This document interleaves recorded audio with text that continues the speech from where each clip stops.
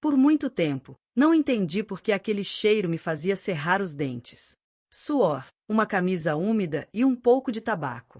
Um cheiro masculino que não deveria estar tão próximo. Eu tinha 7 anos na época. E não estava me escondendo dele no armário. Do trovão. Meu nome é Ana Lúcia. Mas na aldeia sempre me chamavam simplesmente de Lucinha. Venho da mesma família que morava na esquina perto da velha mangueira, 2 casas abaixo da capela. Meu pai, Antônio, desapareceu antes que eu aprendesse a ler. Minha mãe dizia que ele foi procurar trabalho em Porto Alegre, mas ninguém nunca o tinha visto lá. Só chegou uma carta, e essa não tinha remetente. Morávamos em uma casa de madeira de 3 cômodos nos arredores do município de União dos Palmares. Tudo era sempre passageiro. As tábuas rangiam, o telhado vazava e, no inverno, minha mãe esquentava água despejando a de uma panela em uma bacia bem no chão, porque não tínhamos água quente. Eu era pequena na época e não entendia que éramos pobres. Achava que todo mundo era assim. Todo verão, minha mãe ia para a cidade, mais frequentemente para Maceió, para trabalhar na casa da Senhora Inês, como ela chamava. Eu não entendia bem quem era essa senhora, mas minha mãe voltava com caixas, sapatos, um sabonete de bebê com laço, meias coloridas. E, em troca, eu ficava na aldeia com a tia Marisol. Minha tia era a irmã mais velha da minha mãe. Ela tinha um marido, Tiago, que era muito quieto. E 3 filhos. Dormíamos em colchões estendidos no chão, em um quarto comprido com janelas abertas. Durante o dia, eu me divertia lá, corríamos, pegávamos galinhas, colhíamos mamão do pé, mas à noite, eu tinha medo. Eu me assustava facilmente. Eu nem ia ao banheiro sozinha depois das 6. Minha tia dizia que eu estava inventando. Outro homem morava na casa delas, Cláudio. Todos o chamavam de tio Cláudio. Ele era algo entre um parente e um conhecido. Às vezes ajudava com lenha, às vezes fazia a bainha do telhado, às vezes cortava alguma coisa no quintal. Fazia tudo em silêncio. Barbudo, ligeiramente curvado, sempre com uma camisa escura, cujo cheiro ainda me lembro. Diziam-me para ter medo dele, não com palavras, mas com os olhos. Quando eu corria pela casa, minha avó gritava: "Não mexa com Cláudio, ele é homem, você não entende?" E eu não entendia. Eu estava só brincando. Eu frequentemente notava que ele aparecia quando eu estava sozinha. Um dia, eu estava lavando os pés no quintal, e ele veio e sentou-se ao meu lado em silêncio. Ele não disse nada, apenas pegou meu pé e o olhou por um longo tempo. Eu não senti medo algum, mas uma dormência, como se meu corpo soubesse de algo que minha mente ainda não entendia. Eu não saí naquele momento nem gritei. Simplesmente me levantei e corri para o jardim da frente. Mas, daquele dia em diante, nunca mais lavei os pés sozinha. Tudo aconteceu à noite, quando caiu uma chuva terrível. O trovão rugiu tão alto que as janelas tremeram. Acordei em uma cama úmida e não consegui mais dormir. Todos roncavam ao meu redor, os colchões respiravam calor, mas eu me sentia apertada. Levantei-me silenciosamente e fui até aquele armário no final do corredor. Estava seco, cheirando a cobertores velhos. Escondi-me sob os casacos pendurados, encostei-me à parede e tampei os ouvidos. Parecia-me que a noite passaria mais rápido assim. Não sei quanto tempo havia se passado quando ouvi passos. Alguém se aproximava. Silenciosamente. Com cuidado. Fiquei paralisada. A princípio, pensei que fosse minha tia. Talvez ela estivesse procurando alguma coisa. Mas a porta se abriu, e eu o vi. Tio Cláudio. Camisa com os botões desabotoados, olhos, não opacos como sempre, mas alertas. Ele não disse nada. Apenas me olhou, sentada, encolhida como um gatinho molhado. Então, sentou-se à minha frente. Estendeu a mão. Acariciou meus cabelos. "Você teve medo do trovão?" perguntou. Assenti. Ele sorriu. "Não tenha medo", disse. E outra coisa de que não me lembro mais. Tudo que me lembro é que depois disso não consegui ficar parada por muito tempo. E que, quando minha mãe chegou, uma semana depois, não corri até ela como sempre fazia. Fiquei parada na soleira da porta, olhando para seu rosto cansado, e não disse nada. Mesmo quando ela me abraçou, não a abracei de volta. Eu já tinha aprendido a ficar em silêncio. Ela voltou, como sempre, cansada, bronzeada, com um saco plástico nas mãos. Ela cheirava a cidade e a shampoo barato. Eu sonhava com esse momento, e ao mesmo tempo eu temia, porque não sabia se algum dia voltaria a estar com ela como antes. Mamãe chegou de Maceió no final de agosto. Ouvi minha tia dizer, sua Lucinha ficou um pouco estranha. Ela fica quietinha, não fala. Talvez esteja doente. Mas mamãe apenas acenou com a mão. Ela fica sempre assim depois do verão. Ela só está entediada. Eu não estava entediada. Eu estava arrasada. Mas quem, entre os adultos, consegue ouvir quando as crianças estão quietas? Mamãe me abraçou forte, beijou minha testa e começou a tirar os presentes do pacote. Sandálias com flores rosas, um pote de mangas em calda, uma boneca de plástico que fazia barulho ao ser apertada. Eu olhava para todos eles como se fossem coisas que não me pertenciam mais. Como se ela os tivesse levado para outra garota. Aquela que estava ali no armário. Voltamos para casa. Minha antiga casa parecia menor. Tudo havia encolhido, até a nossa mesa, até a sombra no chão.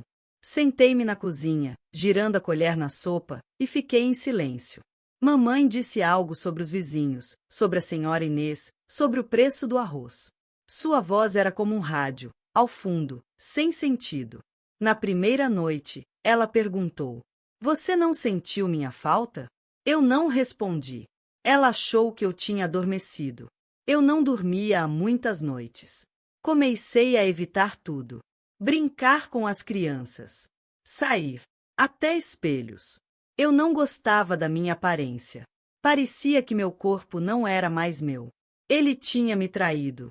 Eu não queria mais usar aqueles vestidos leves que costumavam me fazer sentir tão bem no calor. Vesti as camisetas velhas do meu pai. Mamãe perguntou: "O que há de errado com você? Por que está tão azeda?" E eu não conseguia dizer nada.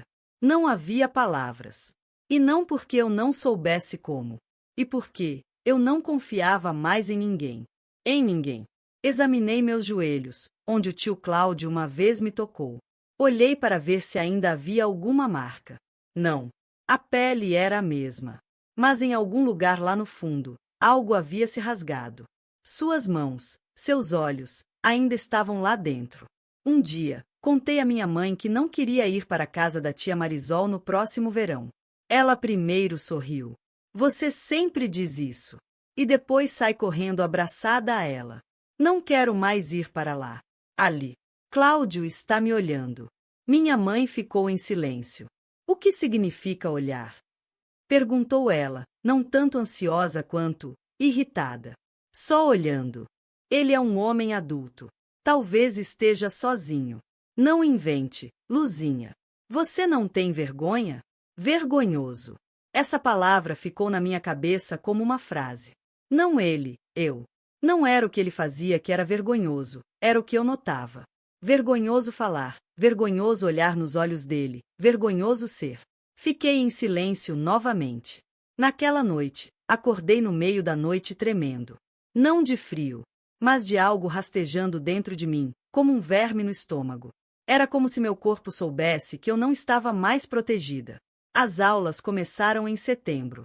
Eu não falava com as outras crianças. Antes, eu respondia à professora, levantava a mão, ria no recreio. Agora, não. Sentei na última fileira. Desenhei nas margens. Principalmente portas ponto fechada. Grande. Com trancas. Ninguém me perguntou por quê. A professora, Dona Letícia, veio um dia e afagou minha cabeça. Ela disse, seja lá o que for, vai passar. E foi embora.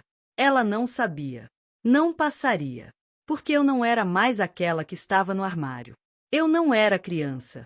E, ao mesmo tempo, eu ainda não era adulta. Mas eu era diferente para sempre. Meu corpo não precisava de explicação. Ele congelou assim que senti aquele cheiro, poeira da rua, colônia barata, um pouco de mofo de roupas velhas. Eu não tinha visto, ainda não. Mas meu corpo já sabia. Estava aqui em algum lugar. Minha mãe e eu morávamos no segundo andar de uma casa velha. Abaixo de nós morava Dona Benedita, uma viúva idosa e um pouco surda que passava dias sentada na varanda tomando café com mandioca. Às vezes eu a ajudava, servia água, lavava xícaras, levava o lixo para fora. Seus olhos eram gentis, ela quase não perguntava nada. Eu me sentia à vontade com ela. Segura. Mamãe trabalhava o dia todo, em uma loja de tecidos. Ela voltava à noite, com os dedos cansados e as costas salpicadas de sal. Tomamos sopa, ela desfez minhas tranças e perguntou: "Está tudo bem na escola?" Concordei. "Ninguém está ofendendo?" Concordei novamente. "Precisa de alguma coisa?" Fiquei em silêncio. Eu só queria uma coisa, que ela não perguntasse, porque eu não sabia. Nem para ela. Principalmente para ela. Tudo começou com uma coisa banal. Estávamos voltando do mercado. Mamãe carregava um saco pesado de batatas, eu carregava um saco de bananas. Estávamos passando por uma farmácia quando mamãe parou. "Olha quem!" Levantei a cabeça e o vi. Ele estava parado perto da casa lotérica. O mesmo Cláudio, com a mesma camisa cinza. Ele tinha mudado, tinha emagrecido um pouco, raspado a barba. Mas seus olhos eram os mesmos. Agachei-me no mesmo lugar. Não de dor, mas de algum tipo de pressão de pânico vinda de dentro. Mamãe acenou com a mão. "Imagina, o Cláudio está na cidade agora. Ele disse que se mudou para a casa do sobrinho. Talvez venha nos visitar um dia. Tomar um café." Olhei para ela e, em algum momento, percebi, ela realmente não sabe. Ou não quer saber. Ele também nos viu. Sorriu. Assentiu. Apertei-me contra a mão da minha mãe. Ela não percebeu. Ele veio. No início, como por acaso. Trouxe uma cesta de bambu que ele mesmo fizera e deu para minha mãe. Disse: "Isto é para você, em vez do seu salário, pela forma como me recebeu no verão." Fiquei no canto da cozinha, observando minha mãe rir e colocar a cesta na prateleira. Na semana seguinte, ele voltou. Trouxe mangas. Ele disse: "Isto é para Luzigne. Ela sempre adorou mangas, não é?" Não respondi. Simplesmente fui para o meu quarto. No domingo seguinte, minha mãe estava de plantão na loja. Eles costumavam colocar alguns funcionários para trabalhar nos fins de semana. Fiquei em casa. De manhã, lavei o chão, li um livro e depois fui tirar uma soneca. Acordei com uma batida na porta. Não entendi de imediato. Não conseguia ver quem estava lá do quarto. Mas em algum lugar no fundo do meu estômago, algo apertou. Como daquela vez, no armário. Eu sabia. Caminhei lentamente até a janela. Ele estava parado embaixo da porta. "Cláudio." Dei um passo para trás. Meu coração batia como um pássaro em uma caixa. Sentei-me no chão. Encostei as costas na parede. A janela estava aberta, mas eu nem tinha forças para fechá-la. Fiquei sentada em silêncio. Ele bateu de novo. Depois de novo. E de novo. "Lucinha? Você está em casa?" Sua voz soou. "Vou só deixar as frutas." "Eu vou." Ele deixou a cesta debaixo da porta. E ele realmente foi. Mas naquela noite eu não dormi. Porque eu sabia que ele se lembrava. E ele sabia que eu me lembrava. Quando minha mãe voltou, ela estava até feliz. Eu disse que ele não esqueceria. Ele é um bom homem. Ele nos ajudou muito. Eu não disse nada. Mas nunca mais fiquei sozinha em casa. Segui minha mãe como uma sombra. Até para a loja. Ela ficou brava, mas me deixou. Dona Benedita certa vez percebeu que eu estava nervosa quando bateram na porta. Ela estava sentada na varanda e perguntou: "Você está com medo de alguém, criança?" Eu assenti. "Mãe? Não." "Quem então?" Eu não respondi. Ela colocou a mão velha no meu ombro e disse: "Não vou perguntar. Mas se você quiser, eu vou ouvir." Foi a primeira vez que alguém não ignorou meu silêncio. Mas eu ainda não conseguia falar. O silêncio já havia se tornado parte do meu corpo. Vivia em mim. Dormia comigo. Devorava minhas palavras. Quando vi Cláudia novamente, no mercado, entre as pessoas, não fugi mais. Apenas a encarei. Por um longo tempo. Direto nos olhos dela. Ele baixou o olhar. Virou-se bruscamente. E foi embora. E eu fiquei ali por um longo tempo, no meio da multidão, sob o sol, com bananas nas mãos. Silenciosamente. Calmamente. Mas pela primeira vez, com a sensação de que ele também estava com medo. Quando desmaiei na aula, a professora pensou, meu estômago. Mamãe pensou, o calor. E eu sabia que algo mais estava se partindo dentro de mim. Não meu estômago. Não minha cabeça. Mas algo que nunca pode ser curado com comprimidos. Aconteceu na aula de matemática. Parecia que os números estavam flutuando. A luz da janela atingiu meus olhos e senti aquele cheiro novamente. Poeira, suor, medo. Cláudio não estava na sala de aula. Mas meu corpo, parecia vê-lo atrás de cada costas. Acordei no chão. Por toda parte, vozes, sombras, pressão nos meus pulsos. A professora dizia. Ela desmaiou. Provavelmente não comeu nada. Eu comi. Mas a comida não ficava em mim. Desde aquele verão. Mamãe foi chamada à escola. Ela veio correndo rapidamente. Assustada. Ela se inclinou sobre mim, me apertou contra ela, me abraçou, como quando eu ainda era sua garotinha. E por um momento eu quis dizer tudo. Expirar. Desistir. Mas eu não consegui. Naquela noite, ela me fez comer. Canja de galinha, minha favorita. Engoli em seco lentamente. Ela olhou para mim e algo mudou dentro dela. Pela primeira vez que a vi, ela não estava cansada, não estava irritada, estava confusa. Lucinha, você está me assustando. O que há de errado com você? Baixei os olhos. Eu só não gosto da escola. Não é por causa da escola. Você não dorme. Você não come. Você está constantemente em guarda. Eu consigo ver isso. Eu assenti. Simplesmente. Sem palavras.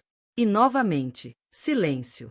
Ela me levou ao médico, ao velho médico Lício, que estava no mercado.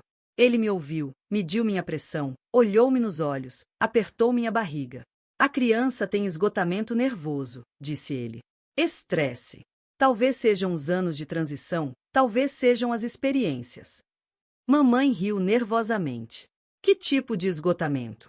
Ela tem 11 anos. O que ela está passando aí? Ele deu de ombros. As crianças às vezes escondem mais do que imaginamos. Senti aquelas palavras caírem em algum lugar perto de mim, não na mamãe, não no coração dela. Só ao meu lado. No dia seguinte, ela me trouxe um pequeno amuleto preso a um fio, uma coisa de madeira consagrada na igreja. É dos medos, disse ela. Você tem medo de alguma coisa, não tem? Eu assenti. Mas você não vai contar? Eu assenti novamente. Mamãe sentou-se ao lado dela. Ela pegou minha mão. Ficou em silêncio por um longo tempo. Se você brigou com alguém, ou algo aconteceu, não tenha vergonha.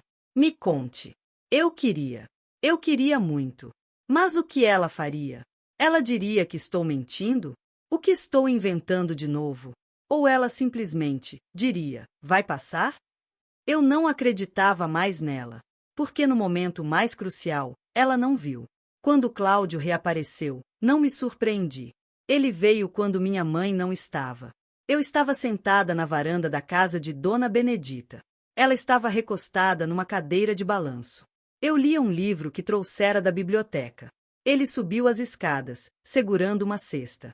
Olá, Lucinha. Não respondi. Apenas olhei. Vejo que você cresceu. Ficou mais séria. Ficou quieta. Está linda. Aquele linda era como um insulto. Como uma mancha. Virei-me. Sua mãe está em casa? Neguei com a cabeça. Bem, então vou deixar aqui. Manga, sua favorita. Ele largou a cesta e parou, olhando para mim por baixo das sobrancelhas. Eu nunca a ofendi, Lucinha. Você sabe disso. E ele foi embora. Fiquei ali sentado, imóvel. Era difícil respirar. Era como se o ar tivesse ficado repentinamente denso. Quando Dona Benedita acordou, olhou para mim e disse: ele estava aqui. Concordei. Aqui, criança. Aqui. Ela me entregou seu lenço velho, perfumado com lavanda. Se você quiser se esconder, pegue-o e vá para o meu celeiro. Eu tenho a chave. Lá é tranquilo. Ninguém vai te encontrar. Ela viu. Ela não perguntou. Ela simplesmente me deu abrigo. Naquela mesma noite, abri a cesta de mangas. No fundo, sob as frutas, havia um pequeno bilhete, escrito com uma caligrafia antiga e irregular. Eu sempre vejo quando você se lembra de mim. Não tenha medo. Queimei-o naquela mesma noite. E também não comi a manga. Mas o gosto de doce podre permaneceu na minha boca por muito tempo. Não me lembro como comecei a fazer isso. No começo, eu apenas lavava por um bom tempo. Depois, esfregava a pele com uma esponja. Depois, com as unhas. Até não sobrar nenhum vestígio. E mesmo assim, não parei. Porque parecia, talvez seja assim que vai acabar. O que restava em mim? Nosso banheiro era velho. Chão de cimento, um balde, um pequeno buraco no canto, em vez de um ralo. Não havia água quente, nós a fervíamos em uma panela. Eu adorava lavar, desde criança, brincava com sabão, espirrava água, cantava ponto agora. Lavar-me tornou-se um castigo. Como uma limpeza que nunca terminava. Esfreguei a pele até ela ficar vermelha. Depois, meu corpo queimou. Mas era a única dor que eu conseguia controlar. Mamãe notava. Por que você demorou tanto? O que você está? Você está congelado? Apenas congelado, eu respondia. Mas não era um corpo frio. Era uma lembrança suja que não se apagava. Parei de comer. No começo, inconscientemente. Pulei o café da manhã. Depois o almoço. Então contei à minha mãe que já tinha comido na escola. Ela acreditou, no começo. Mas quando notou que meus ombros estavam aparecendo sob a camiseta, ficou com medo. Você está doente? Dói alguma coisa? Sua barriga? Balancei a cabeça. Mas a verdade era diferente. Eu não queria sentir meu corpo. Eu não queria que ele existisse. Porque era por causa dele que me tocavam. Era por causa dele que ficavam quietos. Era por causa dele que eu tinha vergonha. Pensei que, se eu desaparecesse, ele não me encontraria. Se eu me tornasse transparente, ninguém me olharia como ele. Uma vez me cortei. Cortei feio a unha, até a carne. Sangue pingou no chão. E sabe o que eu senti? Alívio. Pela primeira vez em muito tempo, algo real. Não imaginação, não medo. Um corpo real. Dor real. Sentei-me no cimento frio e observei o fluir. E parecia-me que o que ele havia deixado em mim estava fluindo para fora. Depois disso, comecei a procurar desculpas para me machucar. Contra uma cadeira, contra uma porta. Para me coçar até sangrar. Como se meu corpo implorasse, me deixe sair. Minha mãe foi a primeira a suspeitar que algo mais profundo estava acontecendo. Ela se sentou na beira da minha cama quando eu estava dormindo. Ela achou que eu não conseguia ouvir. O que você está fazendo consigo mesma, Lucinha? Ela sussurrou. O que há de errado com você, Lucinha? O que há de errado com seu corpo? Por que você não me conta nada? Eu sou sua mãe. Não abri os olhos. Mas algo dentro de mim estava rachando. Sua voz não soava como uma repreensão. Era como medo. Ela estava com medo de me perder. E ela não estava errada. Um dia eu disse alguma coisa. Não em voz alta. Escrevi um bilhete. Num pedaço de um caderno velho. Ele me fez algo ruim. Eu não quero que ele venha. Nunca. Deixei o bilhete debaixo do meu travesseiro no quarto dela. E esperei. Naquela noite, ela agiu normalmente. Normal demais, até. Limpou a cozinha. Lavou as toalhas. Cantou algo baixinho. Esperei que ela se lembrasse. Que olhasse. Que ela viesse até mim. Mas a noite passou e nada aconteceu. De manhã, o bilhete havia sumido. E naquele momento eu entendi. Ela tinha lido. Mas ela não sabia o que fazer com isso. Alguns dias depois, ela disse: Cláudio não voltará. Ele saiu da cidade. Para sempre. Fiquei quieta, porque não sabia se era verdade, ou se era apenas o jeito dela de ficar quieta, para que pudéssemos continuar vivendo como se nada tivesse acontecido. Ela não perguntou exatamente o que ele tinha feito. Ela não me abraçou. Ela não me disse que eu estava segura. Ela não se desculpou. Ela apenas disse: ele se foi. E eu fiquei sozinha com tudo de novo. Continuei a esfregar minha pele. Continuei sentada sem comer. Continuei em silêncio. Porque mesmo quando eles foram embora, eles permaneceram dentro de mim. Suas mãos. Seus olhos. Seu silêncio. Dona Benedita perguntou uma vez: Se eu pedisse para você desenhar minha dor, o que você desenharia? Respondi sem pensar. Um armário. Fechado. Comigo dentro. Ela fechou os olhos e disse baixinho. Um dia você vai conseguir sair dessa, Lucinha. Não agora. Mas um dia. Eu não acreditei nela. Mas aquele desenho, eu fiz. E eu o escondi. Para o caso de eu conseguir realmente abrir a porta. Eu estava no altar, com meu vestido de domingo, tremendo. As velas crepitavam. As pessoas sussurravam orações. E eu não conseguia dizer uma palavra. Porque me parecia que, se eu falasse, a igreja inteira se viraria para mim e diria: é você. Você se arruinou. Minha mãe me levou à igreja pela primeira vez depois de tudo. Ela não disse o porquê. Ela apenas disse: eu preciso. E ela me deu um lenço. Branco, com renda. Eu tinha que parecer uma boa menina. Nossa igreja era velha, feita de pedra, com bancos de madeira que cheiravam a cera e mofo. Dona Benedita disse uma vez que sua bisavó havia sido batizada aqui. Aos domingos, ficava lotado. As pessoas cantavam, rezavam e eram batizadas. E eu ficava ali sentada como uma estranha. Não entre eles. Nem mesmo em mim mesma. Quando o padre Marcos subiu ao púlpito, sua voz ecoou abafada entre as colunas. Ele falou de expiação, de perdão, que o Senhor vê tudo, mesmo quando estamos em silêncio. Cerrei os dedos com tanta força que minhas unhas se cravaram na pele. E então, de repente, ouvi: se houver uma alma entre vocês, ferida e silenciosa, não se envergonhe. Venha ao altar. Permaneça na verdade. Deus não pune, Ele aceita. Mamãe olhou para mim. Ela sentiu quase imperceptivelmente. Eu me levantei. Minhas pernas estavam como algodão. Os bancos pareciam estreitos e os passos eram altos. Eu fui para a frente. Ajoelhei-me. Havia um barulho na minha cabeça. Como o mar. E nada mais. Eu não sabia o que dizer. Apenas sussurrei mentalmente. Eu não pedi para ser escolhida. Não pedi para ele assistir. Não pedi para minha mãe não notar. Não pedi para eu ter vergonha do que não fiz. Padre Marcos colocou a mão na minha cabeça. Sua palma estava quente. Você quer ser purificada? Ele perguntou. Eu não respondi, porque eu não sabia se era possível. E se eu era culpada? Depois da missa, minha mãe veio até mim. Você está se sentindo melhor? Dei de ombros. Talvez devêssemos conversar com o padre Marcos a sós. Ele recebe depois da missa.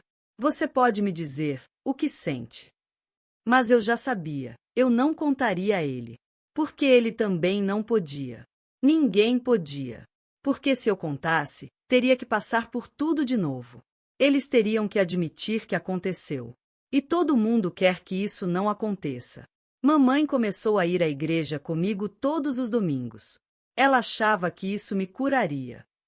E a cada culto, eu reaprendi a fingir, a ouvir, a me curvar, a sussurrar salmos. E a ficar quieta. Muito quieta. Mas quando ficamos sozinhas, outra parte de mim acordou, a maligna. Aquela que gritava por dentro. Por que você não me protegeu? Por que não me levou embora logo? Por que não viu? Eu não disse isso em voz alta. Mas um dia mamãe sentiu. Aconteceu quando quebrei uma xícara. Uma pequena de cerâmica com uma flor branca. A favorita dela. Eu estava lavando a louça e a deixei cair. Ela caiu. Ela se despedaçou. Eu fiquei parada ali. Não a peguei. Não me desculpei. Mamãe explodiu. Você não vê o que está fazendo? O que há de errado com você nesses últimos meses? Estou tentando. Eu olhei-a diretamente nos olhos. E pela primeira vez eu disse: não fui eu quem estraguei tudo. Ela franziu os lábios. Pegou uma vassoura. Começou a limpar os cacos. Sem dizer uma palavra. E eu entendi. Ela entendeu. Mas ela continua em silêncio. Porque é mais fácil do que admitir que ela não percebeu quando eu era necessária. Naquela noite, não dormi. Desenhei nas costas de cadernos velhos. Outra porta. Outro armário. Mas desta vez, A porta estava entreaberta, como se alguém já estivesse tentando abri-la. E então escrevi: Não estou pedindo que você acredite em mim. Só quero que você veja. E escondi aquele papel debaixo do meu travesseiro. Não para minha mãe. Para mim. Para que eu não me esquecesse de quem eu era antes. Eu tinha 12 anos quando um garoto na fileira ao lado me deu um chiclete. Eu peguei. Poucos minutos depois, senti que ele tocava meu ombro. Simples, de leve, rindo. E me encostei na parede. Era como se alguém tivesse jogado água fervente em mim. Eu não sabia como era, sem que o toque doesse.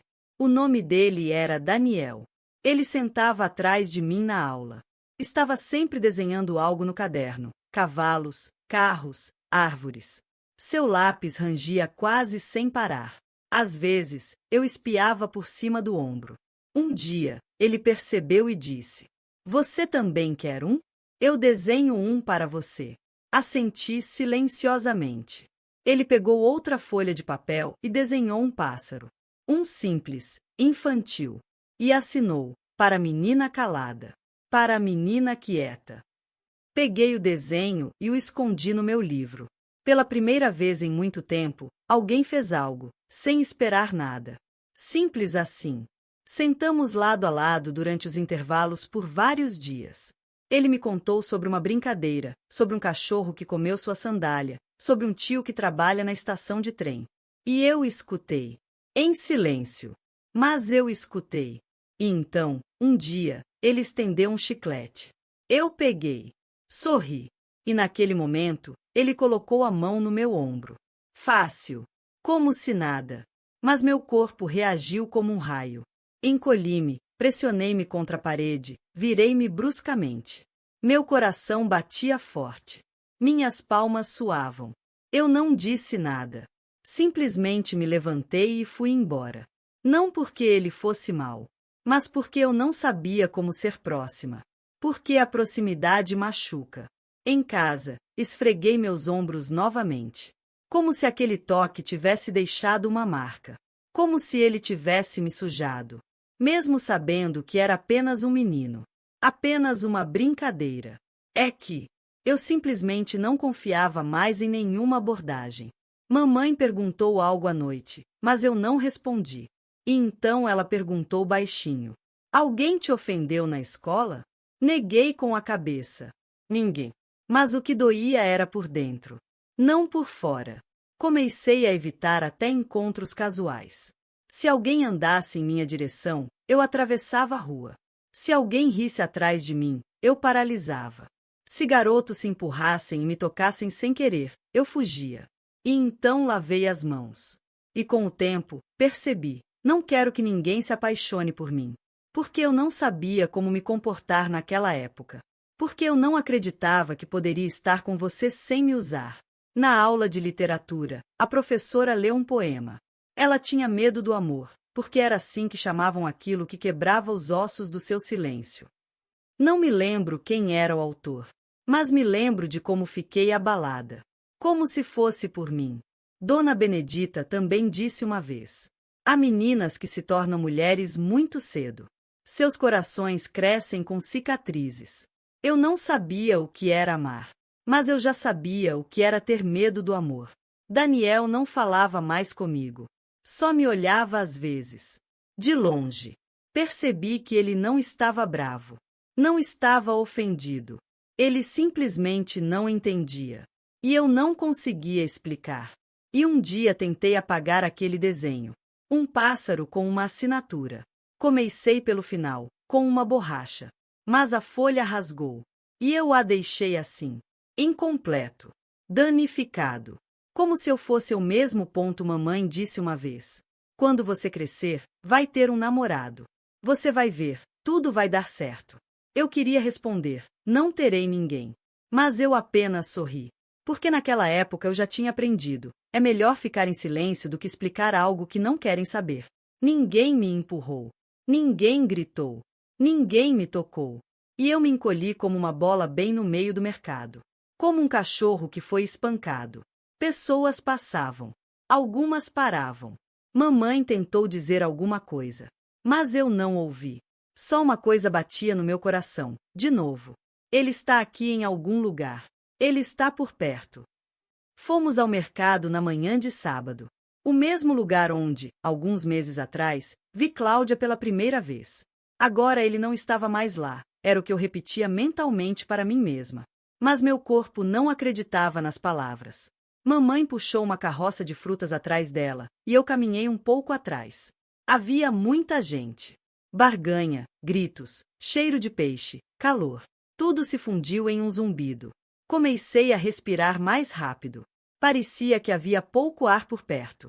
Que ombros se tocavam de todos os lados.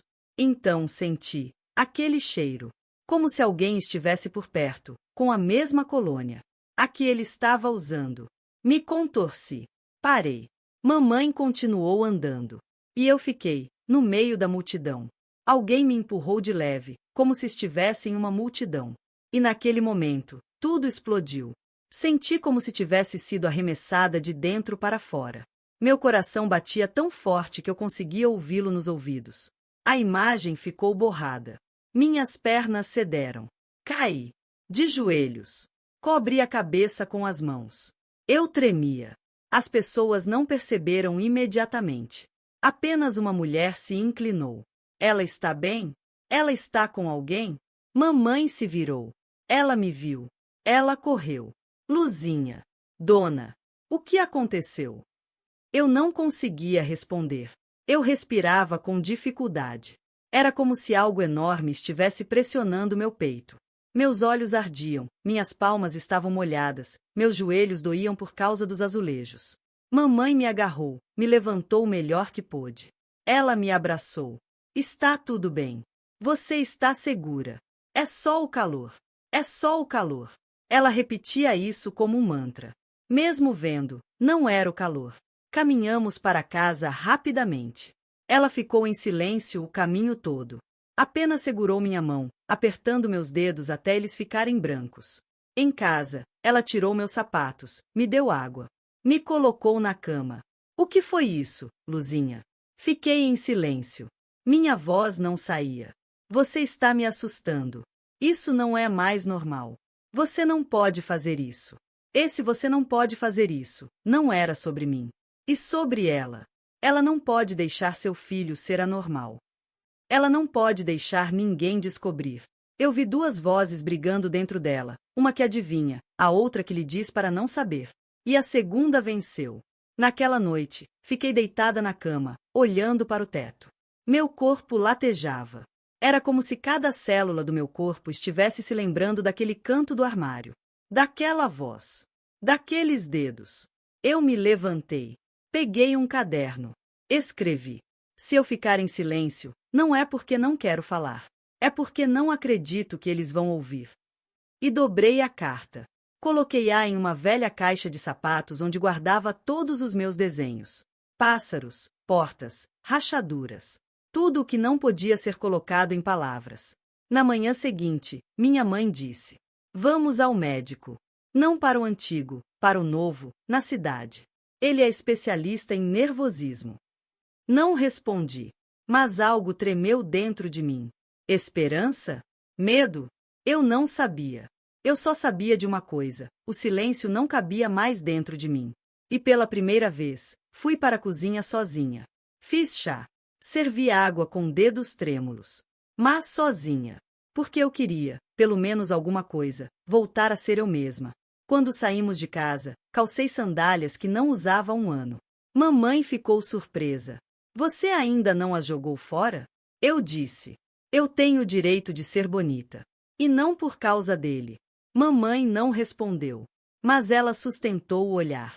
Por mais tempo do que o normal. Eu ainda não confiava nela. Mas, pela primeira vez, olhei em sua direção. E não era mais silêncio. Esse foi o primeiro passo.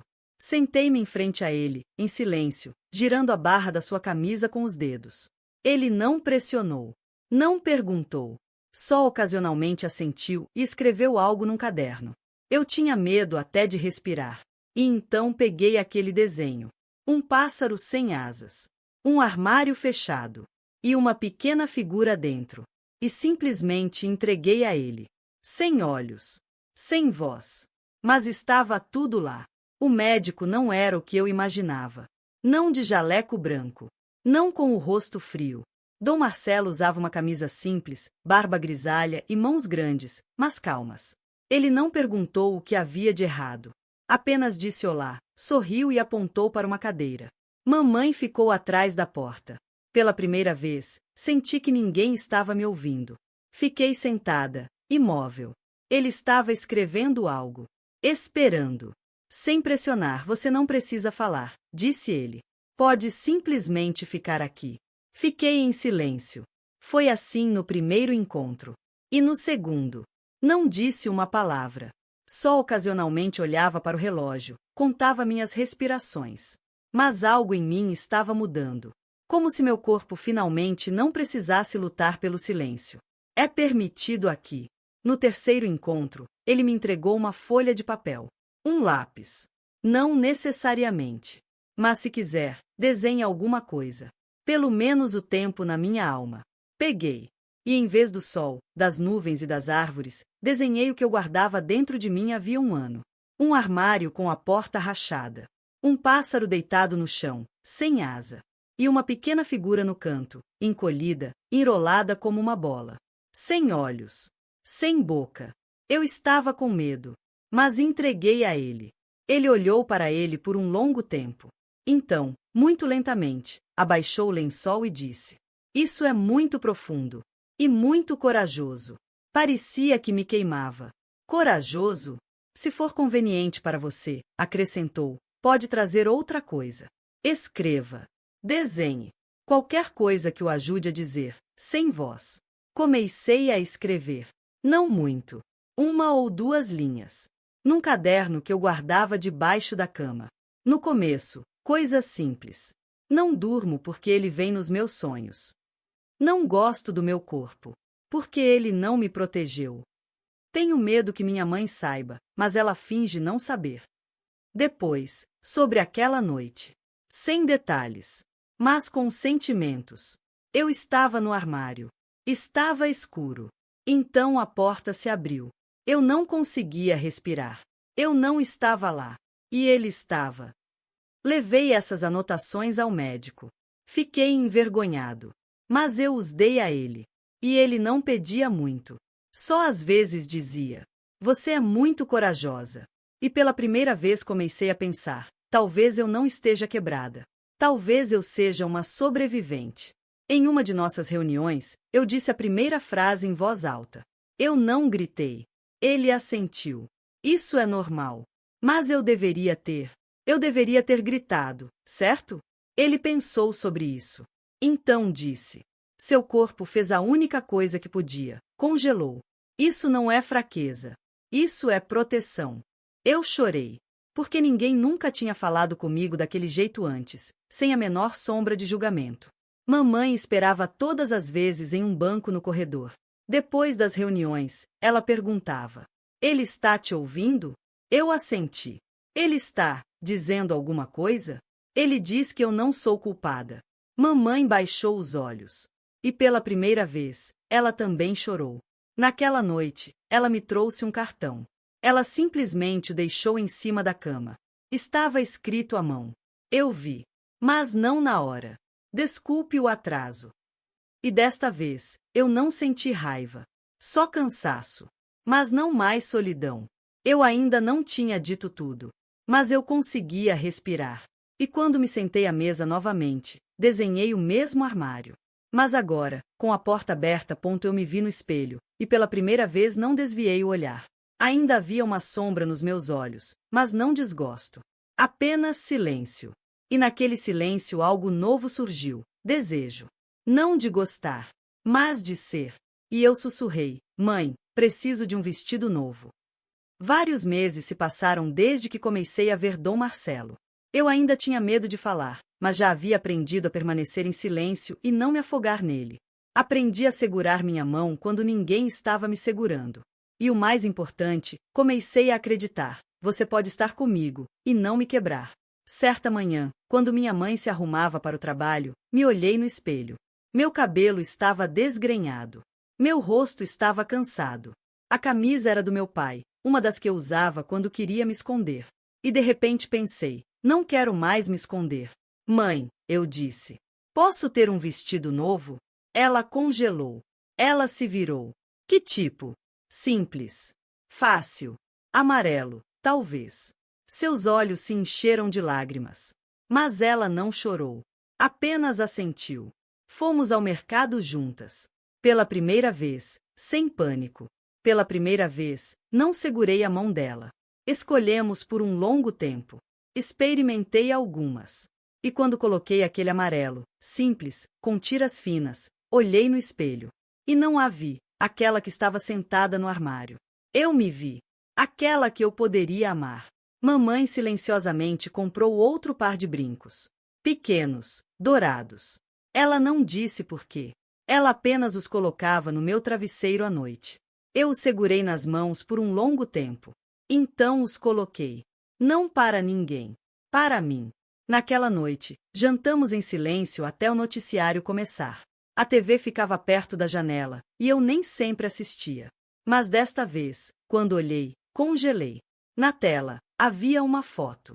Uma foto familiar. Um rosto com barba grisalha. E a legenda. Morador do estado do Ceará é acusado de agressão sexual contra menores.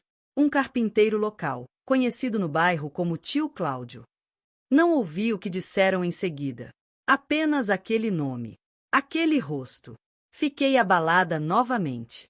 Como daquela vez, no mercado. Minhas pernas ficaram dormentes. Minhas mãos suavam frio. E o que eu havia reprimido por tanto tempo veio à tona. Ele ainda está lá. Ele não fez isso só comigo. E talvez faça de novo. Mamãe desligou a TV imediatamente. Sentou-se à minha frente. É ele. Assenti. Lucinha, sua voz embargou. Por que você não me disse nada então? Fiquei em silêncio. Mas finalmente ela falou. Porque quando eu comecei, você não ouviu. Ela abaixou a cabeça. E não falei mais nada. Ficamos sentados em silêncio. Mas naquele silêncio não havia mais mentira. Pela primeira vez, havia a verdade. Acordei de noite. Saí para a varanda. Sentei-me na cadeira de Dona Benedita. Olhei para o céu escuro. Ele está em algum lugar lá fora. Ele não está mais em mim. Mas, em algum lugar, existem outros como eu. E eles estão em silêncio agora. E então pensei, talvez um dia eu possa falar por eles. Para que alguém ouça. Para que esse alguém sobreviva. Olá, Lucinho. É difícil para mim escrever para você porque você é eu. Pequeno. Sujo. Assustado. Mas quero que saiba, você sobreviveu. Você foi corajoso. Você não fez nada de errado. E eu estou orgulhoso de você. Sinto muito que não nos falamos por tanto tempo. Escreva uma carta para você, disse Dom Marcelo. Como assim? Perguntei. Como se você fosse sua própria amiga. Como se estivesse escrevendo para aquela menininha que foi deixada lá, no armário. Hesitei por um longo tempo. Em casa, peguei um caderno, sentei-me, segurei uma caneta, e não sabia por onde começar. Por que como se dirige a si mesma, sendo traída por todos? Até por mim mesma? Comecei simplesmente. Olá, Lucinho. Aquele nome não soava mais como um fardo. Era terno, infantil, como o toque da mão de uma avó. Escrevi por um longo tempo. Devagar. Chorei nas entrelinhas. Eu sei o quanto você estava assustada. Eu sei como doeu. E como você se escondeu não só no armário, mas também em silêncio, olhando para o chão, na incapacidade de explicar. Eu sei como você tentou ser boazinha. Não irritar sua mãe. Não parecer suja. Não se entregar. Mas ainda assim eu senti que a culpa era sua. Mas, querida, você não tem culpa. De nada. Você deveria ter sido protegida. Você deveria ter sido vista. Você deveria ter sido ouvida. E você, simplesmente foi. E isso foi o suficiente. Levei a carta para a reunião seguinte. Não a entreguei imediatamente. No começo, fiquei em silêncio. Então me estiquei. Dom Marcelo leu em silêncio. Muito devagar. Eu não olhei, tive medo de ver pena em seus olhos. Mas quando ele levantou a cabeça, só havia respeito. Essa é a coisa mais poderosa que já li, disse ele. Você fez mais do que a maioria dos adultos consegue fazer na vida. Eu queria dizer que era apenas uma carta. Mas eu sabia, era meu primeiro sim para mim mesma. Naquela noite, coloquei a carta na mesma caixa dos desenhos. E, pela primeira vez, nada apertou meu peito. Ali estava a verdade. E ela não me matava mais. Comecei a escrever com mais frequência. Não um diário, mas as mesmas cartas. Para mim mesma. Para meu pai. Para minha mãe. Para Cláudio, mas não como uma criminosa, e sim como uma estranha que jamais receberia meu perdão. Você não tirou tudo de mim. Eu ainda estou aqui. E eu tenho uma voz. Minha mãe começou a me pedir para ler trechos para ela. Eu nem sempre conseguia. Mas um dia eu li. Ela ouviu em silêncio. Então, ela se aproximou. E simplesmente sentou-se ao meu lado. Ela não perguntou. Ela não disse desculpe. Ela simplesmente estava. E isso foi o suficiente. Meu mundo estava mudando lentamente. Eu ainda tinha medo de dormir. Eu ainda evitava abraços às vezes. Mas eu não queria mais desaparecer. E pela primeira vez, eu queria dizer algo em voz alta. Dom Marcelo. Sim, eu quero ajudar. Os outros.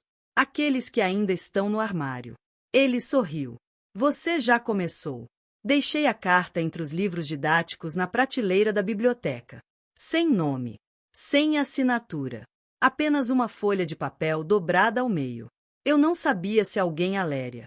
Mas o ato em si, o fato de eu poder compartilhar o que um dia pesou no meu peito, foi meu primeiro estou vivo para o mundo. Comecei a gravar minha voz. Dom Marcela sugeriu, não para os outros, não para terapia, não para evidências. Só para você. Ele trouxe um gravador antigo. Disse, experimente. Não necessariamente na primeira vez. Mas talvez um dia, você consiga falar com mais pessoas além de mim. Eu estava com medo. Nos primeiros dias, apenas liguei o gravador e ouvi o silêncio. Mas no quarto dia, apertei o botão e sussurrei. Meu nome é Lucinha. E fiquei em silêncio por um longo tempo. Mas não quero mais. Minha voz tremeu. Mas estava. E era minha. Comecei a carregar pequenos pedaços de papel comigo. Escrevia cartas curtas. Não sobre mim, mas para alguém que eu não conhecia. Para outra garota que conseguia ficar em silêncio, como eu. O que fizeram com você, não é você. O que você tem medo, não é vergonhoso. O fato de você continuar vivendo já é uma vitória. Você não está sozinha.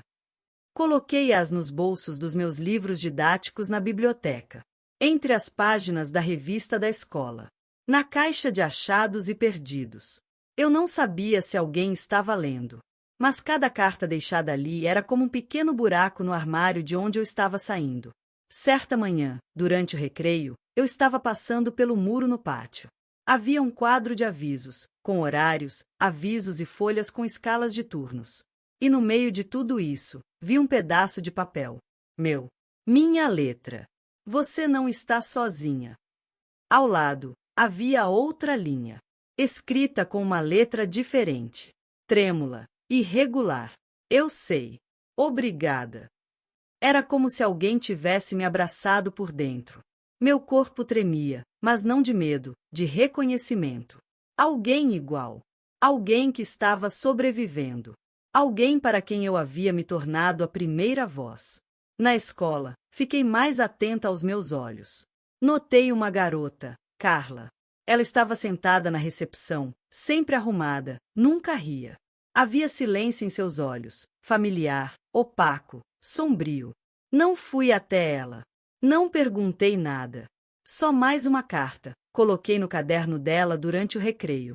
Eles também não me viram. Mas agora, eu vejo você. Eu não esperava nada. Mas alguns dias depois, Carla sentou-se ao meu lado na aula. Ela não disse nada. Apenas sentou-se. E eu percebi, às vezes o silêncio também é uma linguagem. E agora, nós dois sabemos disso. Em casa, contei a Dom Marcelo. Ele disse, a verdadeira coragem não está em contar a todos. Está em não deixar os outros sozinhos, mesmo quando você mesmo está com medo. Essa foi a primeira vez que sorri sinceramente. Não por educação, não por gratidão, mas de dentro. Porque eu senti, agora não sou apenas aquela que sobreviveu. Sou aquela que está voltando à vida. Ela estava parada no meio da sala, molhada, humilhada, silenciosa. Alguém havia desenhado um palavrão em suas costas. Todos riam. O professor observava, mas não interferiu. E então me levantei. Pela primeira vez, não por mim mesma. E não sussurrando. Eu disse, leve isso embora. Você não tem o direito. E o mundo pareceu parar. Era um dia comum. Quente, úmido. O ar na sala de aula estava pesado. Carla, a mesma garota que lera minha carta, entrou depois. Silenciosa. Sempre assim. Eu percebi que algo estava errado. Enquanto ela caminhava para seu lugar, houve risadas atrás dela. Uma. Depois outra. Alguém bateu a cabeça na mesa. O professor, Dom Rubem, apenas tossiu e voltou para o quadro negro. Olhei e vi. Em suas costas, a giz, havia uma palavra escrita. Ofensiva. Nojenta. Infantil, mas venenosa. Carla se encolheu. Ela sabia. Todos ficaram em silêncio. E me lembrei daquele armário. Como eu me sentava. Como todos sabiam, mas ficavam em silêncio. Como minha mãe não via. Como meu corpo se contraía mais pelo silêncio do que pela dor. E me levantei. Isso não tem graça, eu disse. Ninguém respondeu. Só olhares. Todos estavam em mim. Aproximei-me de Carla. Tirei a blusa dela. Virei-a, limpei o que estava escrito com a manga. Devolvi a ela. Aqui. Está tudo limpo. E então, olhei para Dom Rubem. E você? Entende, né? Ele estava confuso. Isso é bobagem infantil. Não, respondi. É isso que destrói as pessoas. Depois da aula, fui chamado pela diretora. Fui calmamente. Não treme. Não chorei. Porque eu sabia, desta vez não sou uma vítima. Sou uma voz. Na sala não estava só a diretora, mas minha mãe também. Fiquei com medo, por um momento, de que ela se envergonhasse, de que ela dissesse, você não deve interferir. Mas ela olhou para mim e disse baixinho, estou orgulhosa de você, pela primeira vez. Não porque estou em silêncio, mas porque estou falando. À noite, sentamos na varanda. Tomei chá. Ela ficou em silêncio. Então ela disse, eu costumava ter medo de que você se quebrasse. Eu quebrei, respondi. Mas depois tudo se uniu. Ela apertou minha mão. E ficou ainda mais forte. No dia seguinte, 2 meninas da minha turma vieram até mim. Lucinha, que legal. Concordei. Uma delas acrescentou. Você não tem medo? Eu queria dizer sempre. Mas eu disse. Sim. Mas ficar em silêncio é mais assustador. Uma nova placa apareceu na porta do consultório da psicóloga. Você não está sozinha. Se ficar em silêncio, nós ouviremos. Eu não escrevi, mas alguém escreveu. No caminho para casa, peguei uma caixa velha. Abri. Havia desenhos, cartas, bilhetes. E entre eles estava o primeiro, para mim mesma. Reli. E pela primeira vez, não chorei. Porque eu já sabia, não se tratava de dor. Tratava-se do caminho. Sentei-me na mesma sala onde antes havia ficado em silêncio por horas. Agora eu estava em linha reta. Em linha reta. Dom Marcelo Mal escrevia em seu caderno. Ele apenas observava. E eu disse, vou ficar aqui, nesta cidade, porque não quero que outros passem pela mesma coisa, sem uma voz por perto. E ele apenas assentiu. E sorriu. Vários anos se passaram.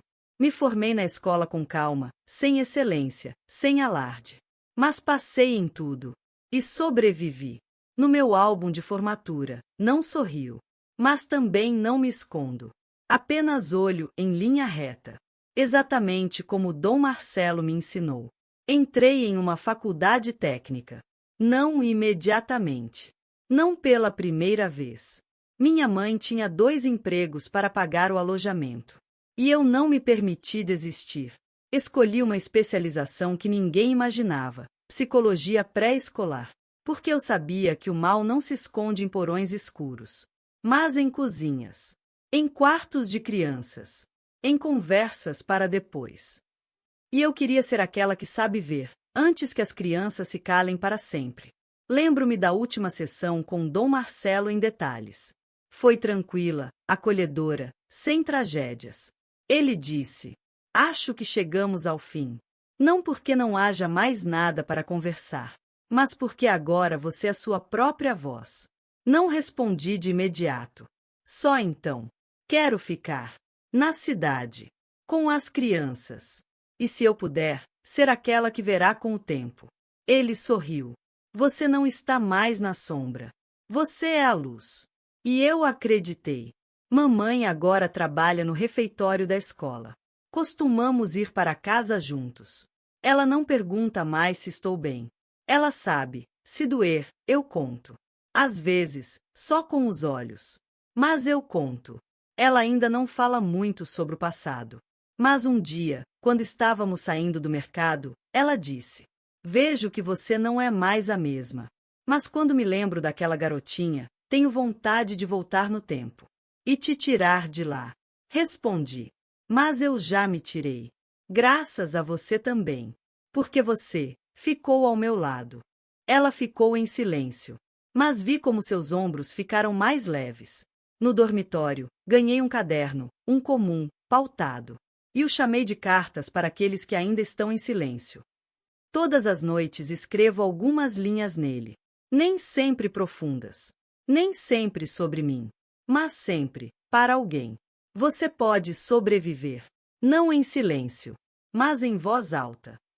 Mesmo que não acreditem em você, isso não significa que você esteja mentindo. Você não está suja. Você foi suja. Eu sei como é ter medo de ser tocada.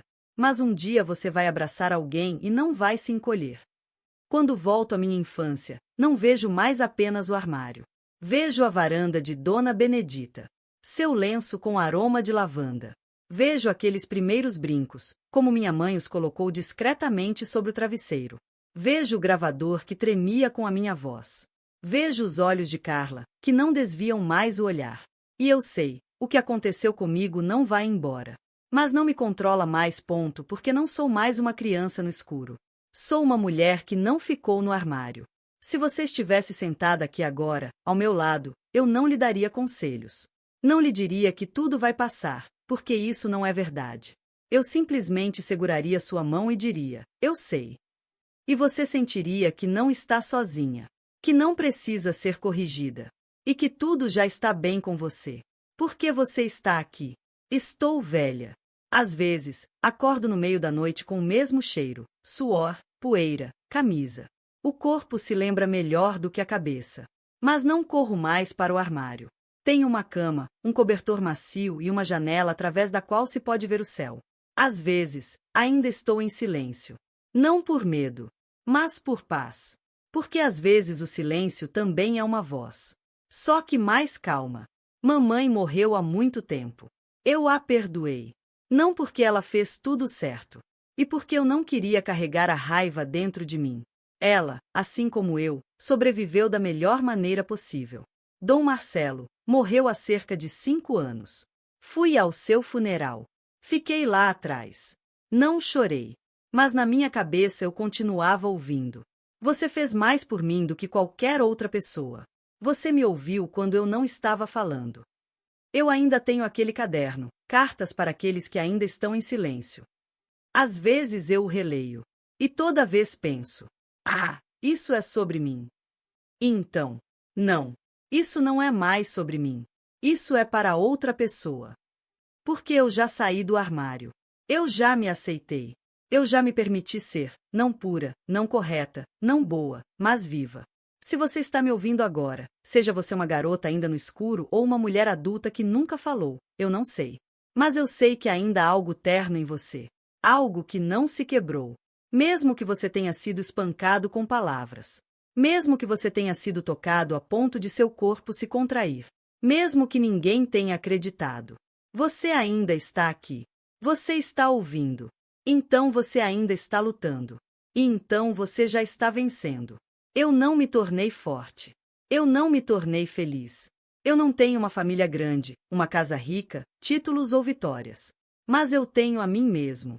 Aquele que sobreviveu. E isso basta. Mesmo que eu ainda seja abalado por alguns sonhos. Mesmo que eu ainda não goste de ser tocado inesperadamente. Mesmo que eu ainda não consiga encontrar as palavras às vezes. Eu sei que não sou sujeira. Eu não sou vinho. Eu não sou silêncio. Eu sou a luz que atravessou a madeira, pela fresta da porta do armário. E talvez eu seja fraco. Mas eu tenho uma voz. E esta voz está lhe dizendo agora. Você não está sozinho. Eu também estava lá. Eu saí. E você pode. Este é o fim. Mas não o fim da história. Porque essas coisas não têm fim. Elas apenas têm uma voz. E eu finalmente aprendi a falar.